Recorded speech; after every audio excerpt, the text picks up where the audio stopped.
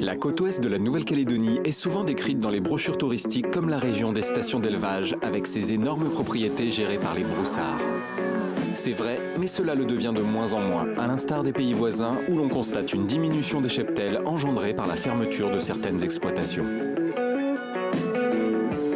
Plusieurs raisons à cela. La sécheresse depuis 6 ans, la tique résistante dans les pays chauds et humides, et pour la Nouvelle-Calédonie, ajoutez à tout cela les problèmes fonciers. À Bouloupari, à 1 heure de Nouméa, la capitale, rencontre avec Carlins Crenier, qui gère 2 stations. Carlins est né pour être éleveur et il aime cela. Son père l'était, son grand-père aussi, et les exploitations se transmettent de père en fils chez les Creniers.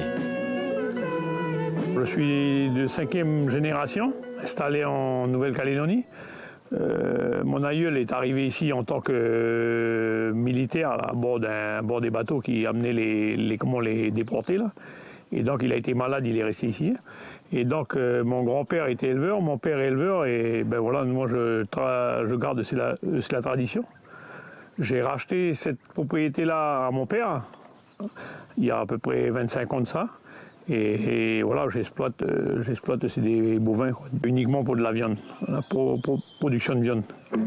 Selon la Chambre d'agriculture de Nouvelle-Calédonie, il y aurait actuellement 530 exploitations professionnelles avec une surface moyenne de 200 hectares, sachant que c'est très variable selon les zones, avec des écarts types très importants. L'Institut des statistiques en dénombrait 1199 en 2012 et 1469 en 2002.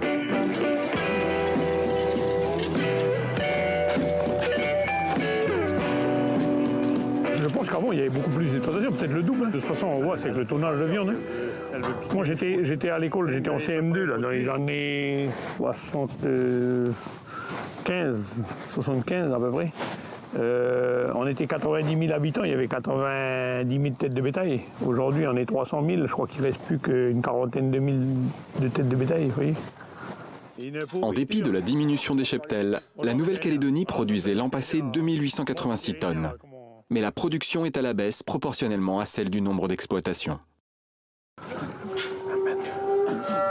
Donc ça, c'est la dernière molécule qu'on utilise, un produit qui s'appelle le tactique.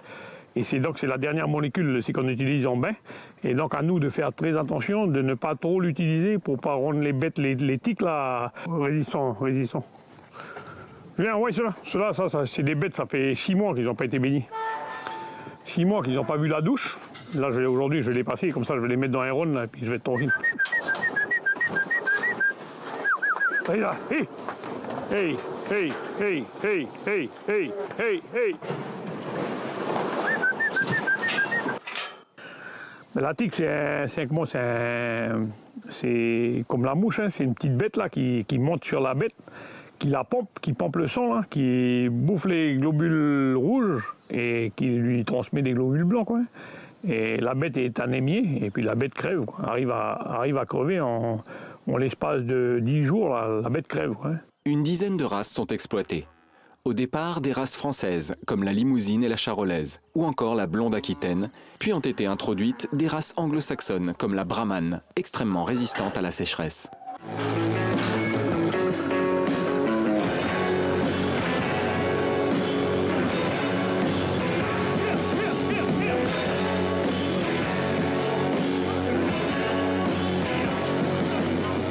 Au niveau du foncier, en une quarantaine d'années, 160 000 hectares ont été restitués au clan autochtone.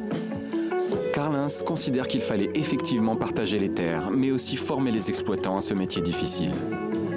Au bout de 3 générations là, que je suis dedans, là, mon grand-père, mon père et ça, je suis resté parce que c'était quelque chose que j'aimais, que j'ai vécu avec, j'ai baigné dedans. Mais je vous dis, c'est pas facile un jeune aujourd'hui que vous le mettez à la terre ou quelqu'un qu'on a donné de la terre puis qu'on demande aujourd'hui de faire de l'élevage. Ça demande quand même du professionnalisme. On ne devient pas éleveur du jour au lendemain, quoi.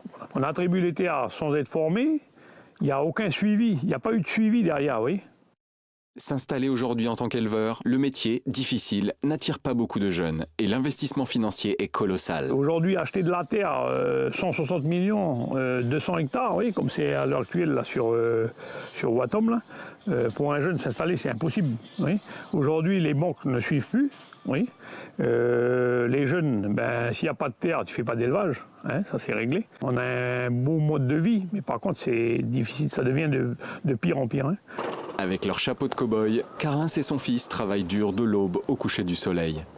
Les vacances, c'est seulement lorsqu'il pleut, et ces dernières années, ce n'est pas vraiment le cas. Mais ils aiment cette liberté, ils aiment leur vie, c'est dans leur sang.